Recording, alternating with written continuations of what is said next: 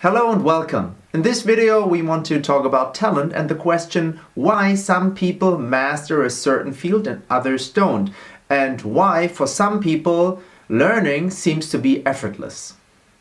The most common idea is that there is a distribution of innate abilities that unfold by themselves over time. Most of them are in the center span, and then there are the talented people who take an instrument in their hands and are as if they have been playing it for years, and the untalented who say, I have no sense of rhythm at all, or I am unmusical, etc. But with no gene for football or the violin, there must be other reasons why some people learn much faster than others. Luckily, there's been some great research on this topic in the last decades, and there are some great books on it. This video is largely based on The Talent Code by Daniel Coyle. The author goes into the question of why in some fields a large part of the world's elite comes from one and the same school, be it a tennis or a music school. What conditions prevail in these so-called talent hotbeds? How does teaching and learning happen here, and where does the great motivation come from?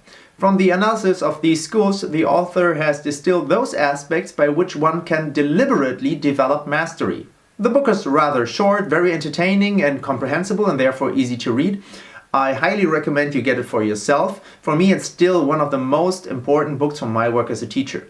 At the end, I will give you some more book recommendations, but here I would like to summarize and prepare those aspects which are important for us as music teachers and give you many suggestions on how you can translate those findings into practice for your own lessons. I want to show you that theoretically almost everyone is capable of reaching mastery in one certain field. But how?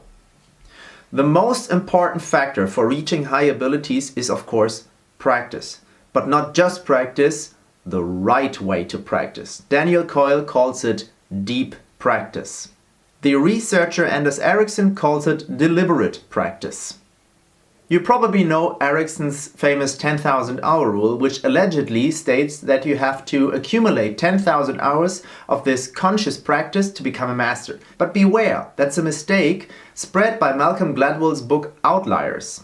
Ericsson wrote that himself in his latest book Peak. Those famous 10,000 hours were identified in just one study by Ericsson on a small group of musicians merely as a threshold to high abilities. Gladwell interpreted this as a general rule, and the success of his book did the rest. But it depends on the field how many hours you need to be among the best. In fields of great tradition, like classical music or chess for example, you need well over 20,000 hours to reach elite level, which is usually only possible if you start as a child. In younger and more informal fields, such as, for example, skateboarding or pop music, it can be significantly less. Deep practice means being fully focused on just one thing. Frowning is often a good indicator. Ideally, you are in the state of flow here. That means you are completely absorbed by the activity and do not think about anything else. Flow comes about where the task requires one to act at the very edge of one's abilities and thereby push that limit forward. Between the comfort zone and the potential, the unknown, lies the area in which flow can take place and in which we can learn, the learning zone. And deep practice takes place at the very edge of the learning zone, where you really struggle, where you have to constantly adjust and fix mistakes. You learn a lot more effectively than if you move close to the comfort zone. So when my students say, that's hard, I'm always very happy for them and try to convey that that's a good thing, a good sign, because it shows that they are learning something. If we really lean against the wind, it's very exhausting, but we're also moving much faster. And if we make it too easy, we stand on the spot. So that's why it has to be hard. An important factor for flow is that there is a direct feedback. Therefore, it is important to have a goal one is working towards and a blueprint for comparison in order to be able to operate a constant target actual value comparison. This target can be self-imposed or, for example, a recording of a musician which is just taken as a standard.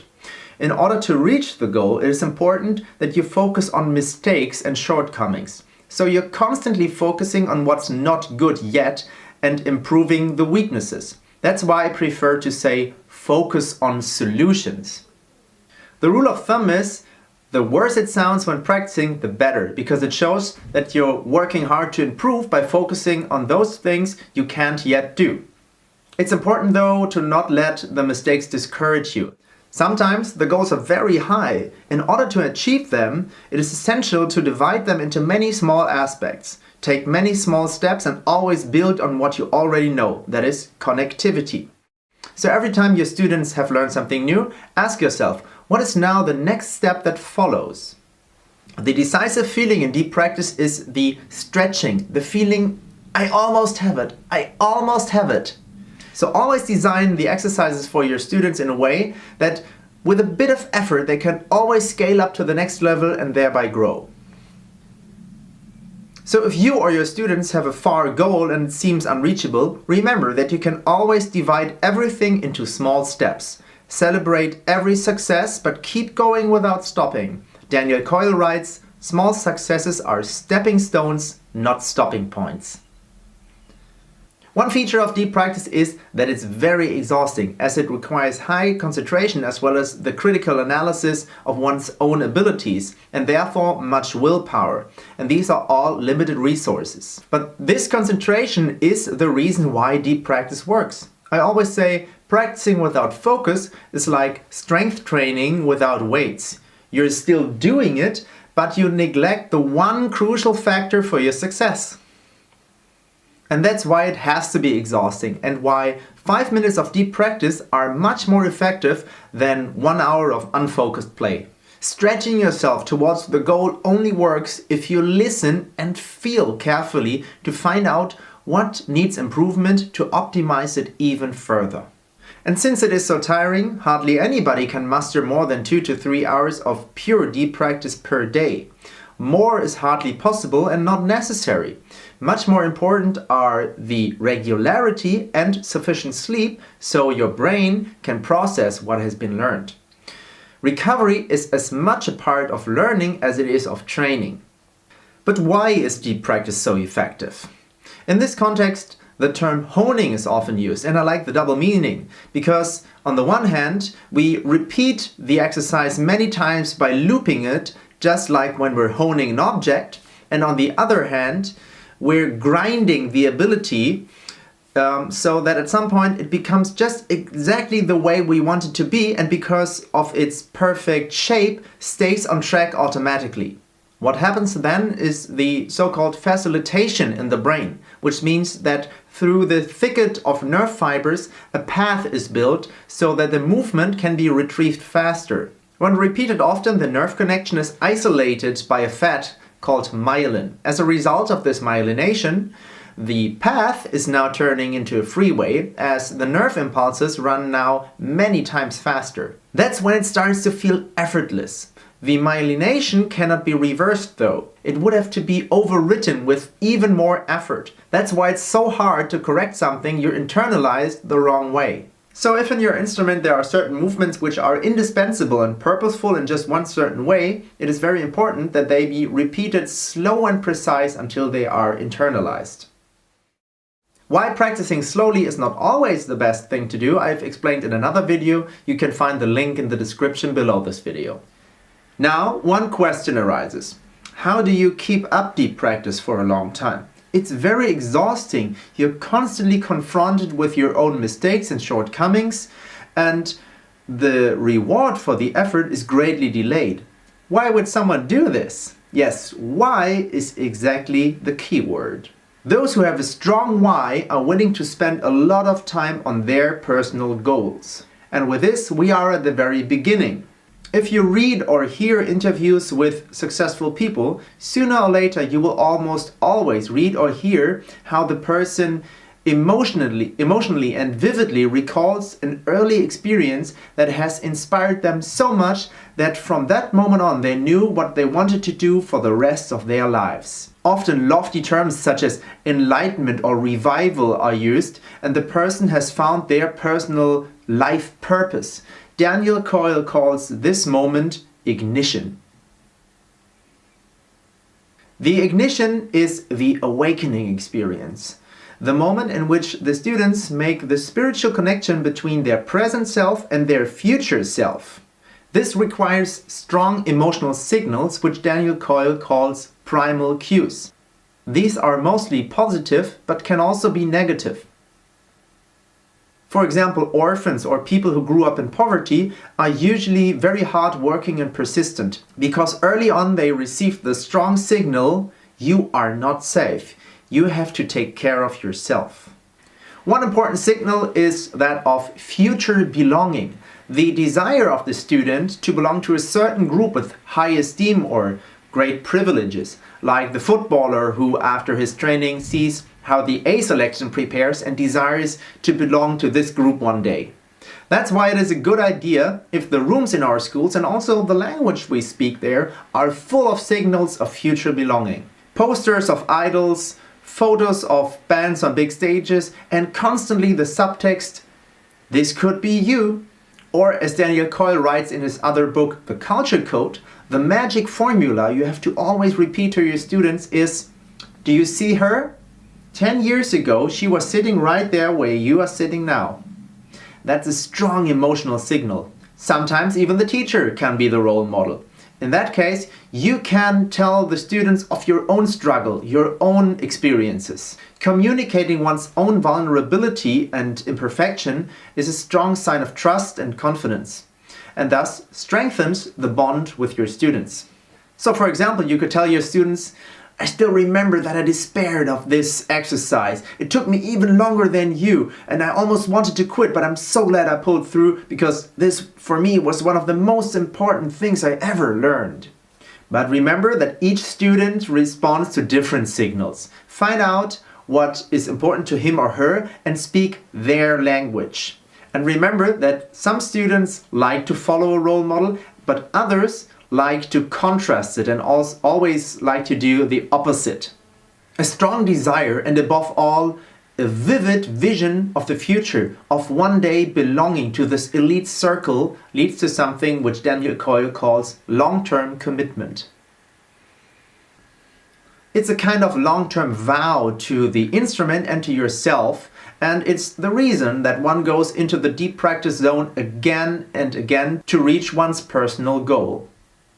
Daniel Coyle cites a study in which students learned a new instrument, and at the beginning of their learning process they were asked of their own personal assessment of how long they will probably play their instrument. A few months, a few years, a lifetime? The answer to this question at the beginning provided the most reliable forecast about the efficiency of the students' practice time. The students with the strongest long-term commitment made more progress with the same or even less practice time than those students who had a less strong vision of the future. Incidentally, the ignition does not necessarily have to be at the beginning of the artistic development. Some have been playing their instrument for years before they have their personal awakening experience. So it's never too late to inspire, to ignite your students. Others in turn had their ignitions a long time before they found the certain instrument they want to pursue their personal goal with. So analyze your students and find out where they are. If they have had their personal ignition experience, if they have their goal, their why already or not. And if so, what it is. There is hardly anything as powerful as a strong why behind your own doing. With this, you can overcome almost any how. It is also important that a single experience as a driving force is not enough. We have to rekindle the spark again and again by creating the possibility for moving ignition experiences and by conjuring up a vision of the future and future belonging. Now we know where the motivation and the patience of successful people come from. But back to the interviews. Why do we rarely hear things like, I still remember this one lesson with my music teacher. From that moment on, I knew. For one thing, because many of these ignition moments happen outside of class in unusual events, or because many teachers thought and still think that enthusiasm cannot be taught. Many expect that the students bring their own enthusiasm to the classroom. Of course, in the end, it has to come from the student himself or herself.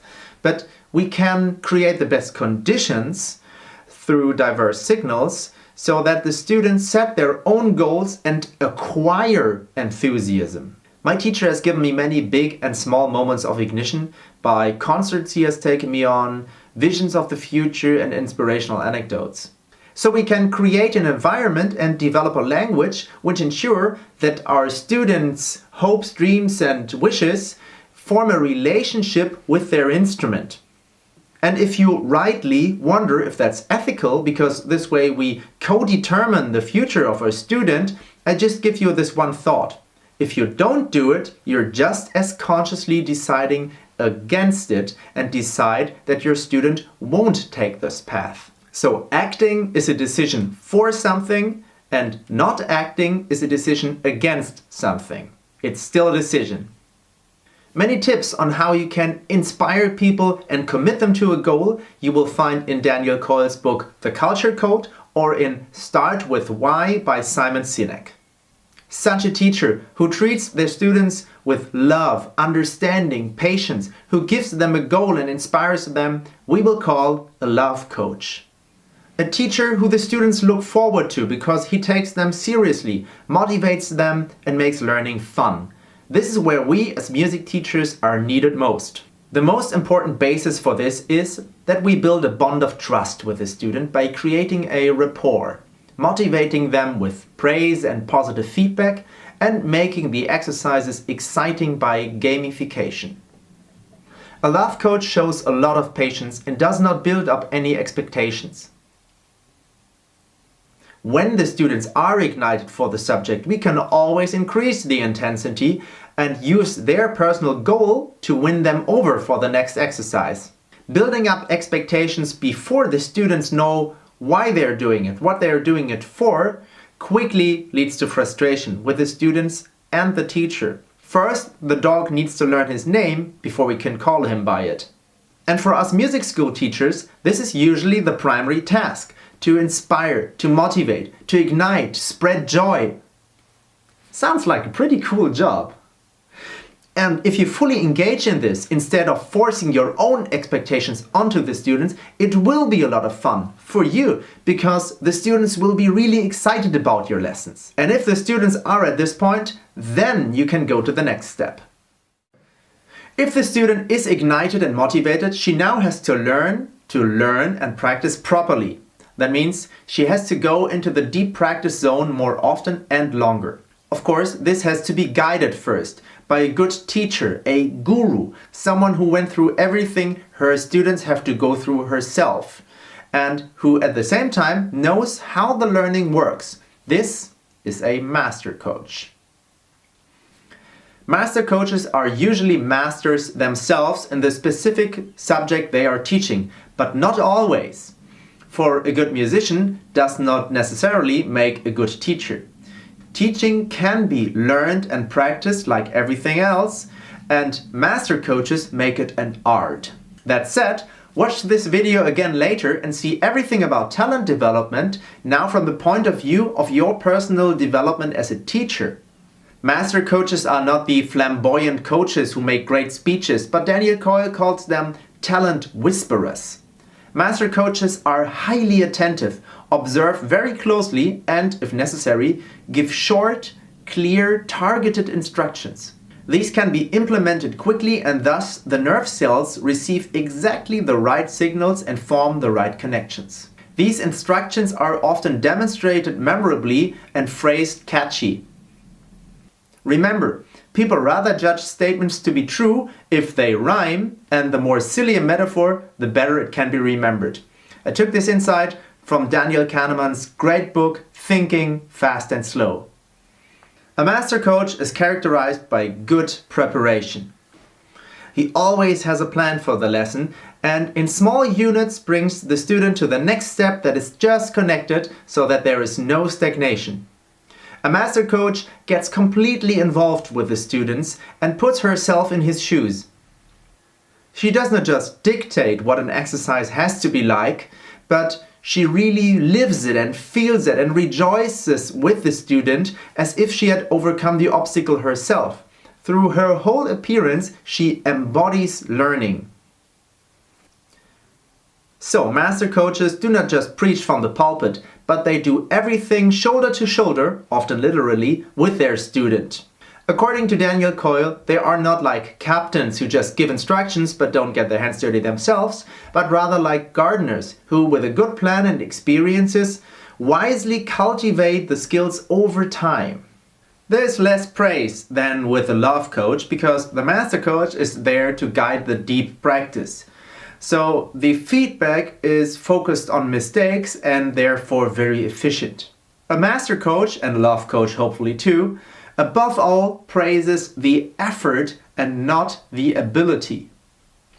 This is much more personal and speaks more deeply to the feelings. In all talent hotbeds, efforts are more valued than skills. This sustains the motivation because very capable people often doubt themselves. However, those who put in more effort will be praised more and get better at the same time, thus boosting their self-confidence. Daniel Coyle writes, "Skill building equals confidence building." The master coach is often not the same person as the love coach, but of course it is possible that you are developing together with the students. As they become more and more ignited and have found their calling, you continue to push the controller from the love coach to the master coach with these students to help them develop the highest levels of abilities. And this way you can put your students in the fast lane in learning.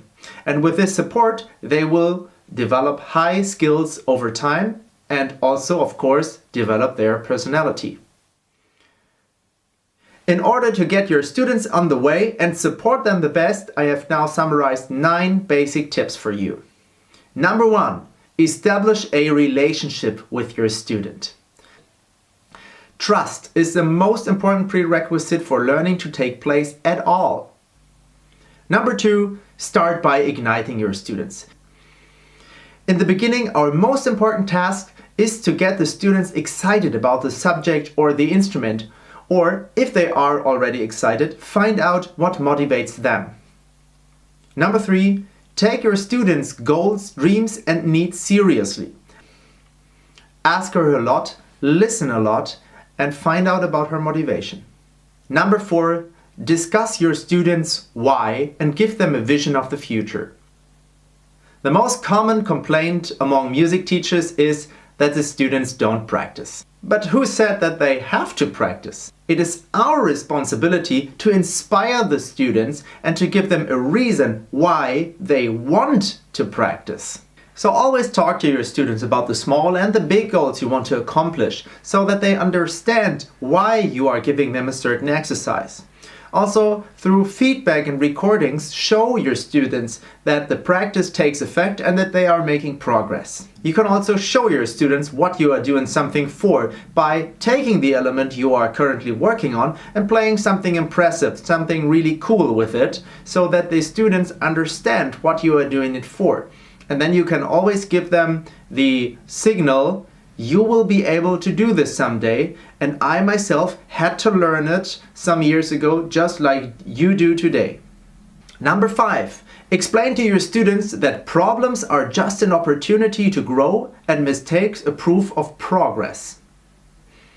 Especially students with a so-called fixed mindset see mistakes only as proof of their lack of talent. Instead, teach them the growth mindset, which sees mistakes as an opportunity to get better and lack of knowledge only as potential. Number 6, praise the effort, not the skill. Studies have shown that children who are praised for their intelligence or talent make less effort and surrender earlier in more difficult tasks. They are afraid of mistakes because those would mean that they aren't talented after all. So they stay with what they already know and they do not dare to face new challenges. So don't say you are talented, say you practice diligently. Don't say you're good, but say you really did make an effort.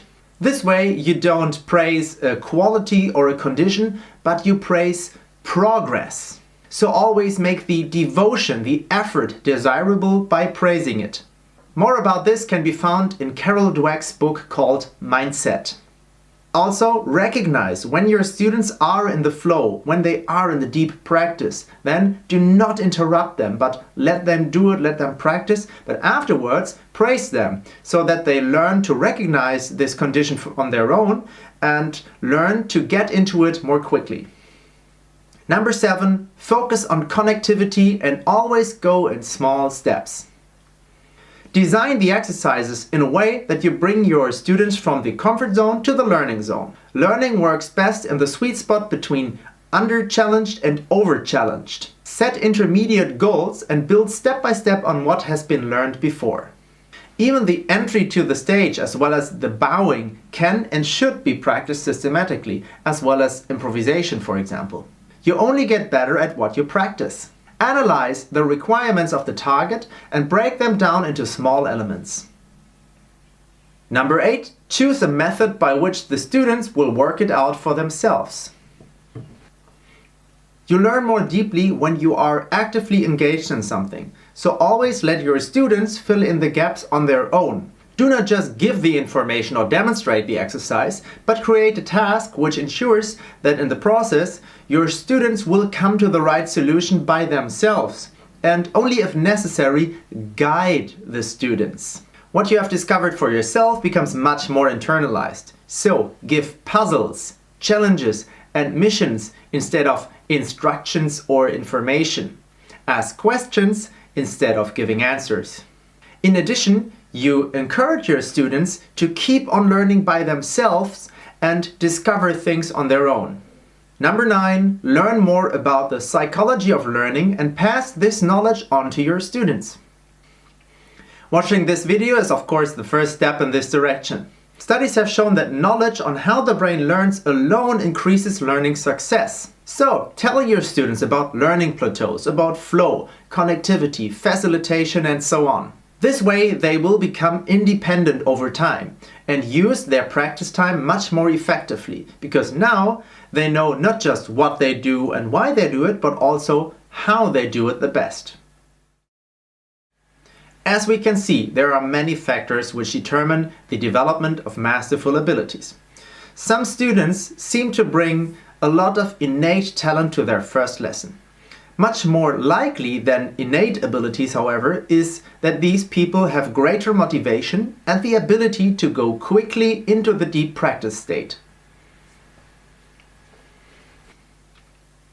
The question that still remains is, of course, where does this predisposition come from and can it be taught to those who do not have it?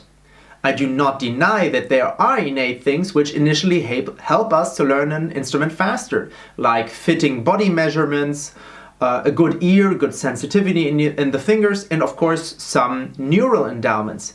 But these usually serve only as an improved starting condition and motivational thrust in the beginning, because those students who seem to have innate talent will be praised much more and thus have much more motivation in the beginning.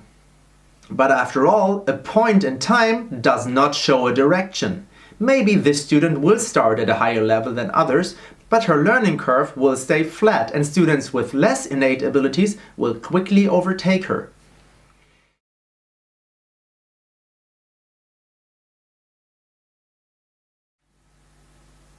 That's why IQ tests and grades say little about future success. A why, a long-term commitment, a vision of the future and a growth mindset are much more significant. The overwhelming majority of research shows that no matter what good starting innate conditions someone owns, to reach the highest levels in a certain field, in a certain skill, you have to spend many hours over a long period of time in the deep practice. There is no other way. Saying that high abilities are God-given means that you make it very easy for yourself and pass the responsibility. But we can greatly influence the talent development of our students. Usually we only see the result, not the learning process. We usually don't see the innumerable failed attempts of a great symphony, but only the final one. But if we look behind the scenes and not just at the most visible things, we can see the hidden mechanisms and learn about them and learn how we can recreate them. Otherwise, we run the risk of focusing our effort and attention only on those students who seem to be talented because they have a head start only at the beginning over other students.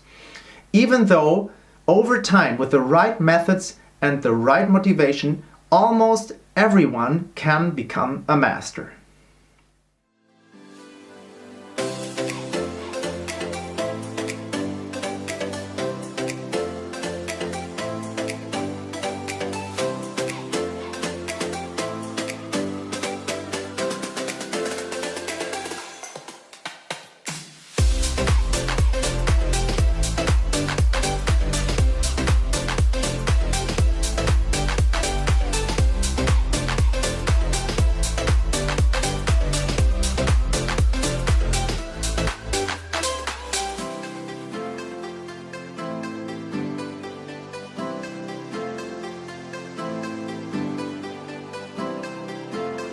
Thank you very much for watching. I hope you gained some insights. Please let me know in the commentaries below and I will see you in the next video.